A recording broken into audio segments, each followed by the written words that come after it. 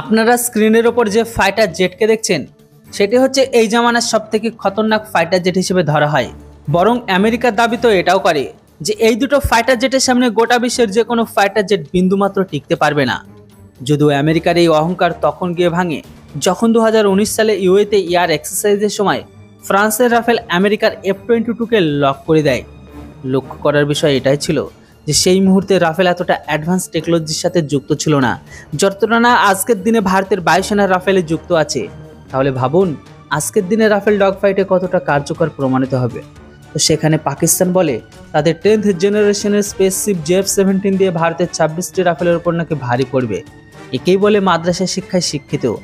যদিও আমি এখানে রাফেলের কথা এই কারণে বলছি যে রাফেল গোটা বিশ্বের সর্বশ্রেষ্ঠ ফাইটার জেটকে তার নিশানা বানিয়েছে।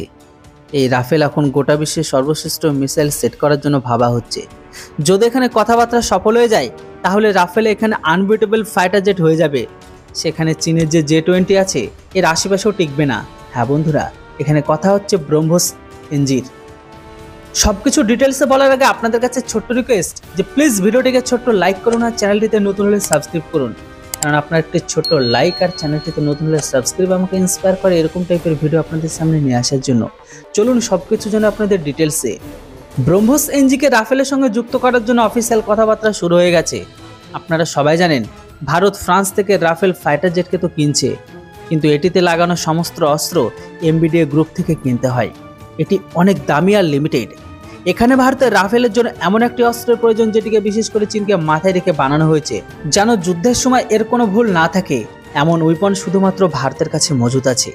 কিন্তু এখানে ফ্রান্সের নিজেদের পলিসি আছে যে তারা তাদের ফাইটার জেটে অন্য দেশের অস্ত্রকে কখনো যোগ করতে দেবে না। রাফেলের শুধুমাত্র এই MBDA গ্রুপের অস্ত্র লাগবে।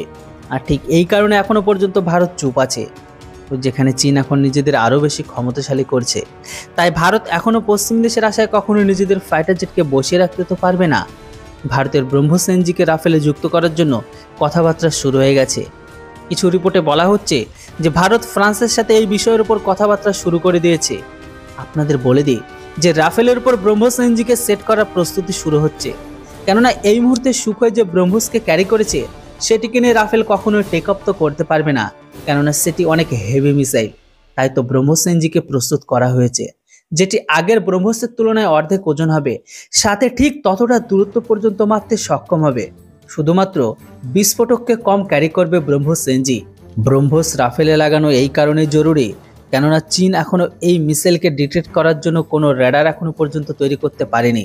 তার উপর আবার এই ব্রহ্মোস এনজি যদি রাফেলে যুক্ত হয়ে যায় তাহলে MBDA এর দামি মিসাইল কেনার কোনো প্রয়োজনই নেই। ব্রহ্মোস দিয়ে ভারত খুব সহজে কাশ্মীরে থেকে পাকিস্তানের হেডকোয়ার্টারকে ওড়াতে পারবে। আর এই মিসাইলটি ভারতের পয়সাকে বাঁচাবে, সাথে শত্রুর নামো নিশান মিটিয়ে দেবে। আর এই কারণে ভারত সরকার ফ্রান্সের পেছনে হাত ধুয়ে লেগে পড়েছে, যেন তারা ব্রহ্মোসকে রাফেলে লাগানোর অনুমতি চায়। আর যদি ফ্রান্স অনুমতি দেয় তাহলে ভারত নেভির জন্য রাফেল MK কিনে তাড়াতাড়ি ডিলটিকে ফাইনাল করে ফেলবে। কিন্তু মনে হচ্ছে এবার ফ্রান্স ভারতকে আর মানা করতে পারবে না, না হলে তারা একটি বড় ডিলকে হারিয়ে ফেলবে, কেননা রাফেলের উইপন প্যাকেজ অনেক বেশি দামি। বন্ধুরা, এবার আপনারা বলুন আপনাদের কি মনে হয়, রাফেলে কি ব্রহ্মোস লাগানো উচিত? কমেন্ট করে আপনাদের মতামত অবশ্যই লিখুন। Thanks for watching. জয় হিন্দ, বন্দে মাতরম।